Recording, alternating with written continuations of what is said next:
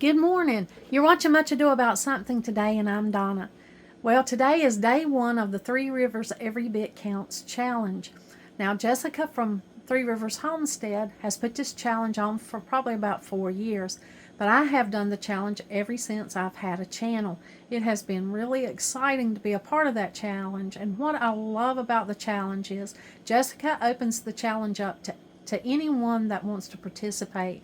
And the wonderful thing about that is you get such a variety of other people. And when you search the hashtag Every Bit Counts challenge, you get to meet some wonderful people through the challenge. You get to meet a lot of variety of different people and learn a lot of things that are done differently. And so that's the thing that I really appreciate. She's always been really open and generous and having her challenges. I also like to participate in her pantry challenges, and I try to do that often. She has very relaxed rules. And if you go to her channel and learn about the Every Bit Counts challenge, her rules are there, and it's right up my alley. I have shared with you before, I don't really like to can at this time of the year because it's so hot. It was so hot, unbelievably hot yesterday. Y'all would not believe how humid it got. And we went through several hours of severe heat and humidity.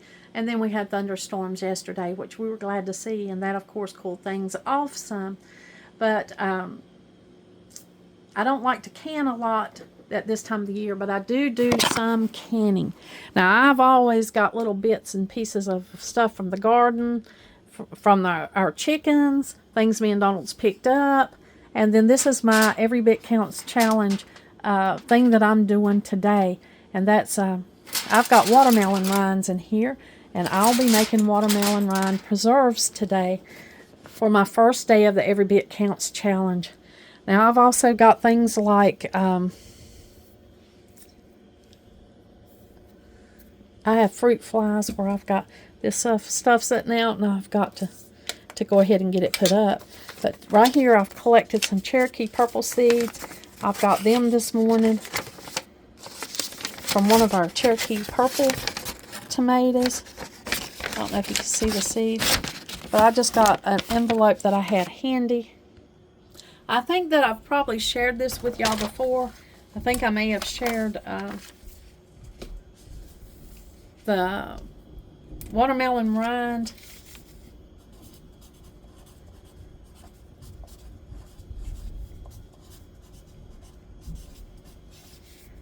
pickle recipe, but this is watermelon preserves.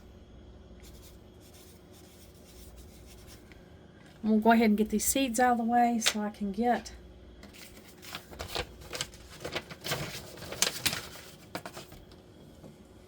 some other stuff done. I've got some Cherokee purple seeds here. I've just, when I was fixing the tomato, I just took out the seeds and put them in this strainer, and I let them dry in here. So now I've got this tomato's worth of Cherokee purple seeds, and I'm going to save them. And I'll have those for next gardening season.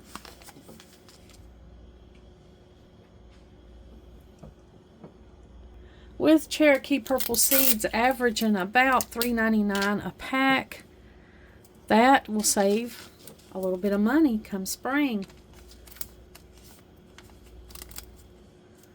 And I'll just put these where I store my seeds, and I'll have those for spring. Now, I've got quite a bit of stuff to piddle around with this morning and get things done. I'm going to go ahead and put this produce in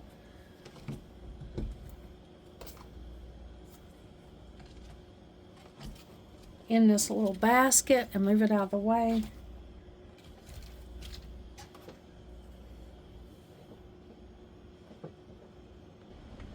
I've got this little apple. I put vinegar in it, and I'm going to try and catch some of these fruit flies so they're not flying around us while we're working today. I've got my jars that I'm going to use. I'm going to use these smaller jars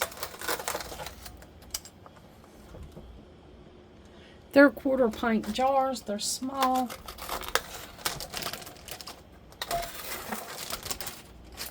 And I'll be making the watermelon rind preserves from the Ball Blue book. And the Ball Blue book, let's see, this is, I think, one of the older ones that I've got.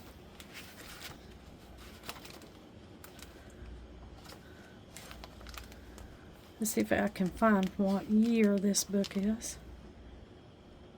This one is from 1994. So this is a 1994 Ball Blue book, The Guide to Home Canning and Freezing. You can see I've got it marked all over.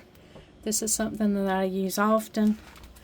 And the recipe for watermelon rind preserves.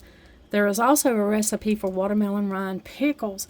So this will be the recipe that I'll be using today to make these watermelon rind preserves. Now the reason I like to make these watermelon rind preserves is because it's kind of an unusual thing. You don't see a lot of them. Me and Donald, we love to eat them during the winter months because it brings back a unique taste. You can't get a lot of really good watermelons in the winter, but you can make watermelon rind preserves, and that makes a unique taste. I put it in these small jars because it's something that we sometimes give as a gift to people that we know that like to use these. So I'll be using these 1/4 pint jars today just to make these in smaller containers. Now I already have my watermelon rind soaking in the salt just like the directions say to do. So I'm going to go ahead and drain these. Now the Ball Blue book says to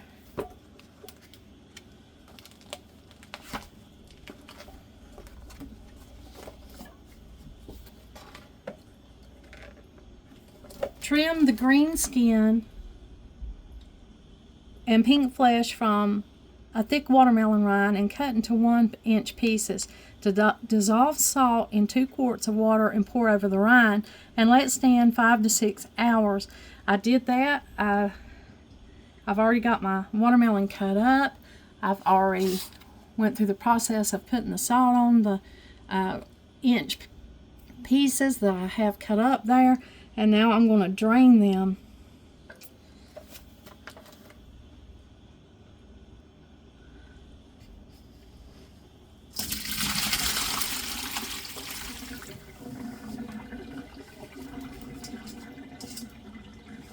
What's really fascinating about this recipe is it deals with something that you would normally just throw away, just like the peach peelings or any of the peeling jellies that we make, or jams that we make, usually jelly from those. It's a pretty fascinating thing that you would normally throw this away, but we're going to use these. There's a recipe in the Ball Blue book of how to use these. Of course, we grow up with these. I've probably shared that with you before.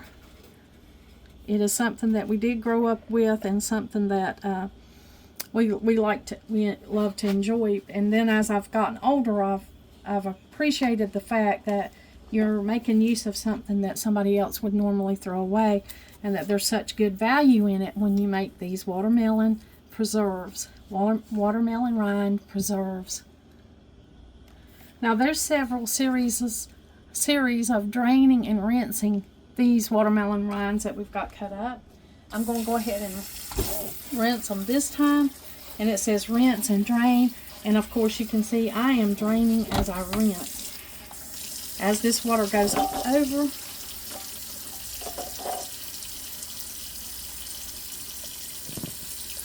I am rinsing this as I go along.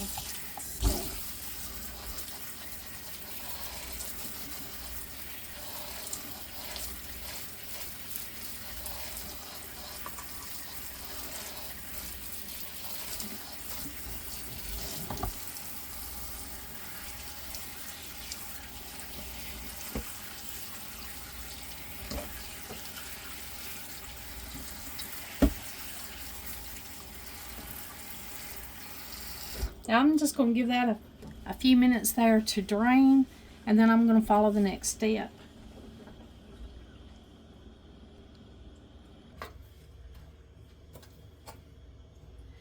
Now that we've done all the processes of draining, of soaking in the salt and rinsing and draining, I'm just going to go ahead and put the watermelon rinds in the pot.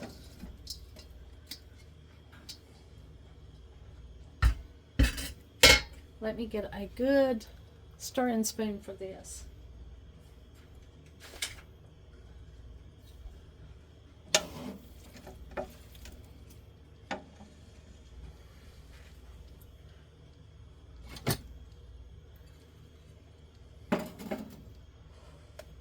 Let me move you closer so that you can see inside the pot.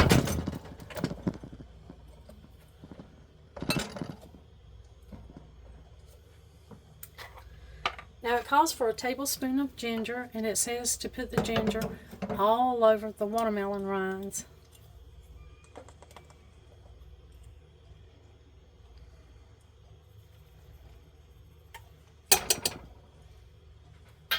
I have also tried this with fresh ginger and just chopping it finely, mincing the ginger really fine and adding it, and then I leave it in, which of course has a stronger ginger flavor, but if you like ginger, then that's a great thing to do. Now it says to cover with water. We've got the ginger sprinkled on top of our watermelon rinds, and I'm going to cover this with water.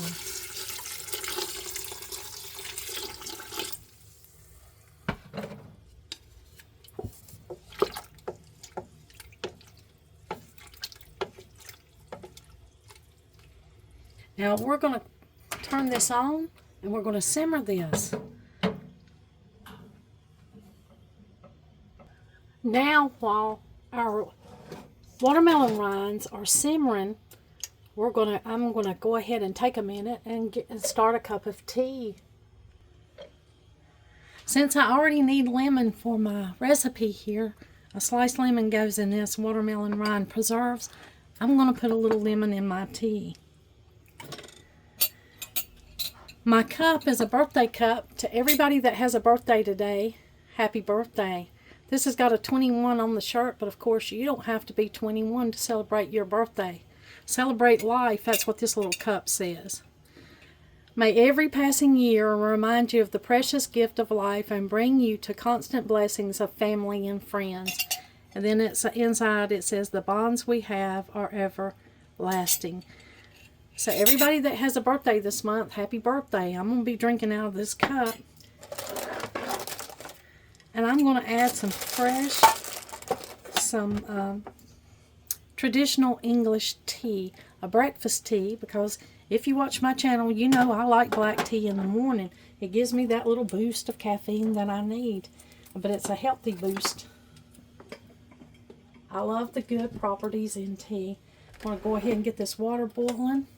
Now I do have some goldenrod here that I harvested last year and dried, so I'll be making my tea with that.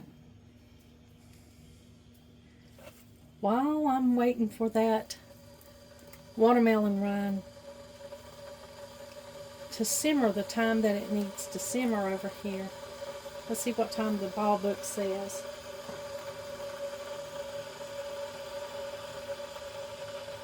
It says we're cooking it until it's fork tender, so I'll be able to see that and get ready for the next step on the watermelon rind preserves. Now I've been making these preserves for a long time. Of course, yes, our family did make these, and I am going to do things just a little bit different from the ball book. I'll try to point out to you where there are differences, if that helps. There's a few steps that I've learned to just cut out while I make these, and they turn out just as good. While the water's boiling for our tea, I'm going to go ahead and get this stuff cleaned up over here. Get some things washed and get my jars cleaned up.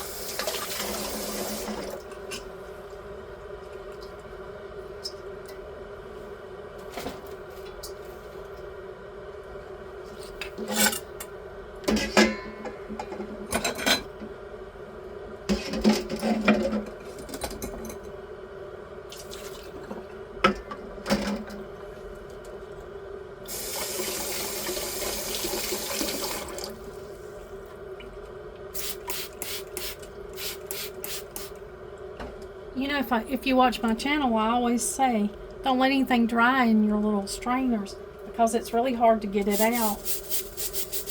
And I used it to dry my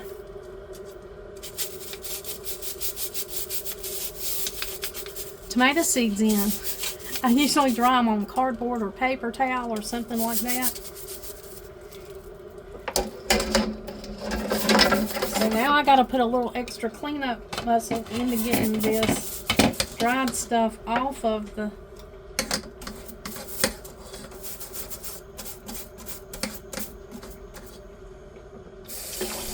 strainer.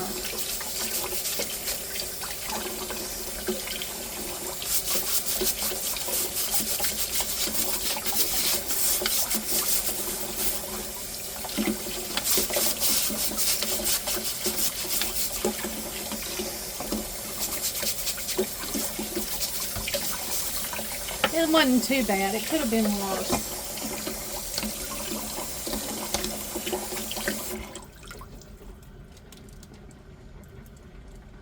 Have to make sure that's good and clean.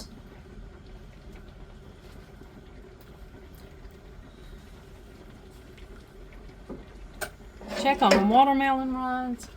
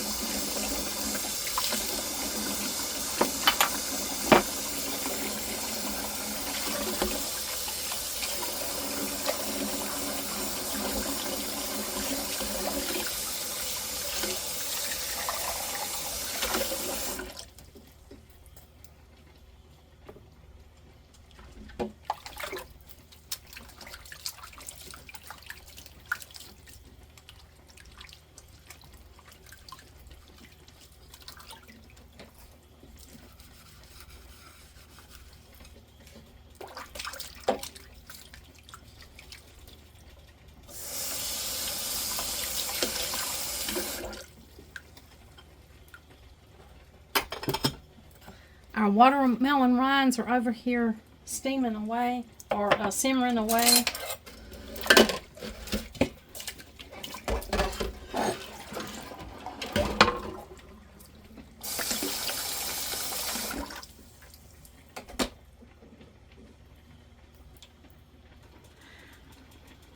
Now I'm just going to get some of these jars washed up.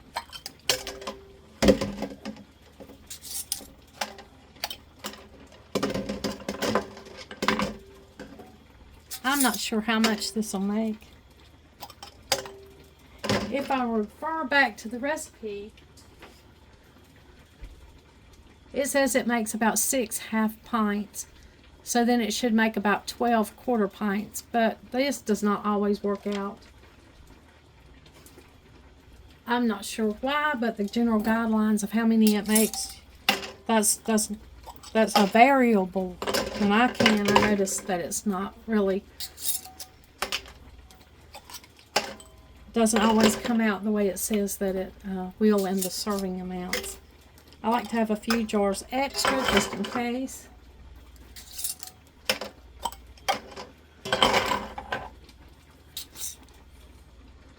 I went ahead and chopped my lemon up just a little bit more. And we'll save these marrow lemon seeds, because I love to grow little lemon trees.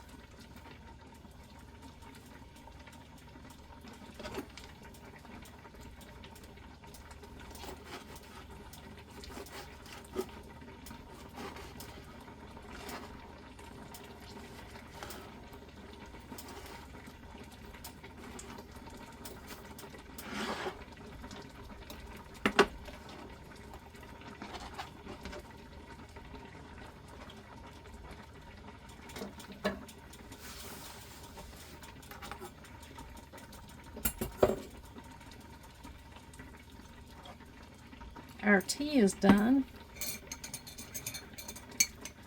steeping. We'll have to get a taste of that. Now here is one of those little changes. Now we have cooked this watermelon rind until it's fork tender and it's almost transparent. Now the bowl blue book tells you to go ahead and drain this and then make a separate syrup. And I couldn't really understand why it says to do that unless it's a taste thing. It has nothing to do with the process of canning, so it's not going to affect the quality of your canning by doing this differently. I don't drain this liquid that I've got in here out. I just go ahead and add the ingredients like it says to add them. That's 4 cups of sugar, and this is a 1/4 cup of lemon juice.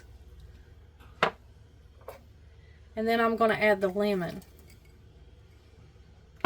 I have made this both ways. I have drained it and then made this syrup and continued on that way. And then I've made it this way where I didn't drain it and I just added the rest of my ingredients and went ahead and let this simmer until most of the watermelon rind is translucent, until the lemon is cooked in there a little bit. So maybe for about 10 more minutes I'll let this simmer, and then this will be ready to can. When I first started doing the Every Bit Counts challenge, I thought that it meant every little bit of food. You know, that every little bit of food counted. And so I thought it was a real like frugal, conservative way to always save and put up food. And I have noticed that about Jessica. She is very frugal, and she's very thoughtful about waste. She doesn't waste a lot. So I thought when I first started doing the challenge, I thought that was what it was about, that every little bit of food, every bit of food counts. But after listening to her this year, she was talking about her time constraints. She has a big family and I'm sure a lot of responsibilities. And she said that, you know, if you're familiar with canning, then you know how, like, when your tomatoes come in, they kind of come in all at once, or maybe your cucumbers come in all at once, and you have to can those things that you have abundance of. And if you are in a canning session, that can last all day long into the night. By the time you get your produce cut up and, you know, peeled, cut up, and everything that it needs to be chopped the right size, get all your jars and things washed, and do your canning in small batches.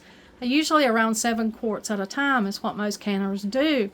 So by the time you do all of that, you can spend all day well into the night getting any kind of produce or any kind of thing that you want to get put up. Like if we go to the orchard and we get apples, well, that's probably 4 bushels of apples. And apples they'll keep under the right circumstances, but you know all of those apples are not going to keep. So in order to be frugal, make the most of your meals, the most of your materials, the produce that you have, you'll spend a day or two processing those, but they'll last all year. So you'll process food, but it takes quite a bit of time. So from listening to her this past episode that she was telling about the Every Bit Counts challenge, and she was talking about time. She didn't have increments of time to like can all day. She had so many other responsibilities and things that needed to get done that she just started canning little bits at a time, or processing, freeze drying or freezing, however she was choosing to put up her food. She would just do 18 to 20 minutes at a time, trying to get little batches done and put up, so that she wasn't standing in the kitchen all day long processing things by canning.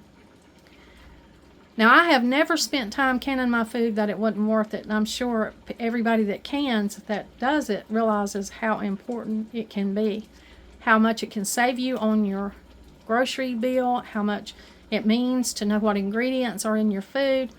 It's a very rewarding thing. But if you're very constrained with time and you have a lot of responsibilities, it is a time-consuming process.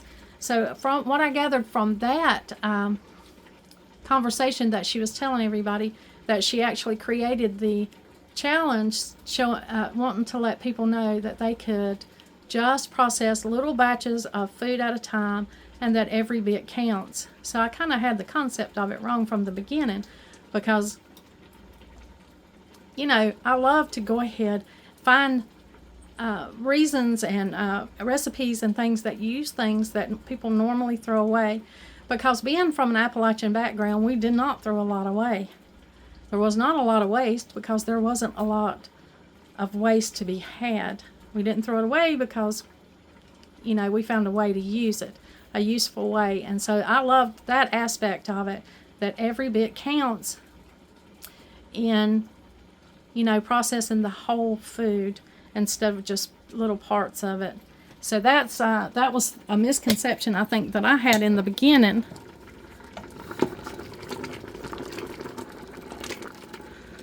But I think it can mean both.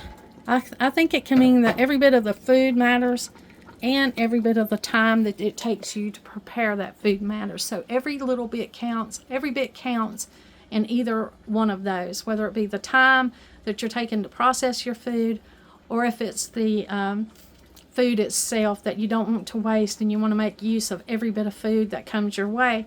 You feel a responsibility to use the resources that you're given. And that's kind of how I perceived it. But either way, it's a wonderful concept, isn't it? That every bit counts, because it does. Well, I'm letting this watermelon rind simmer. And when it gets finished simmering, we'll be putting it in our jars. And we'll be finished with day 1 of the Every Bit Counts challenge in making our watermelon rind preserves. Basically, the Ball Blue Book recipe, and that'll be what we're saving today.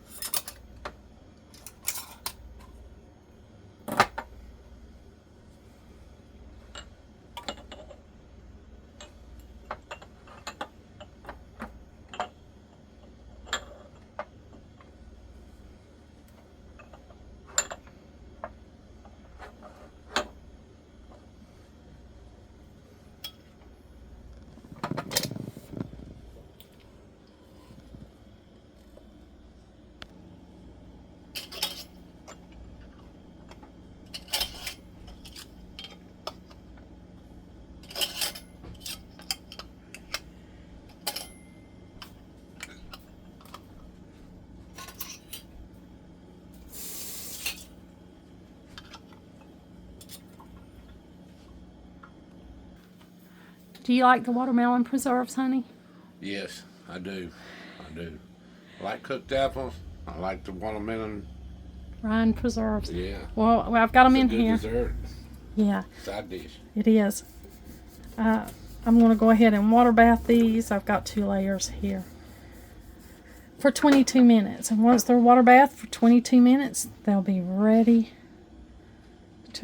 for me to wipe down the lids, wipe down everything, and put them in storage. After about 24 hours, I'll do that. I'll get them out, let them sit out for 24 hours. Then I'll clean them up and put them down, label them, and put them down in storage. Thank you for joining me today for the Day 1 Every Bit Counts Challenge, making the watermelon rind preserves. We'll be doing some more in the Every Bit Counts Challenge. We'll be doing it the month of August, and I'll be sharing videos with you. I'm going to try to do a video every day, but if I don't get a video every day, I'll put a couple of days together and I'll let you know about that. But we got Day 1 today. Every bit counts. We got our watermelon rind preserves. Thank you for joining me, and like always, until next time.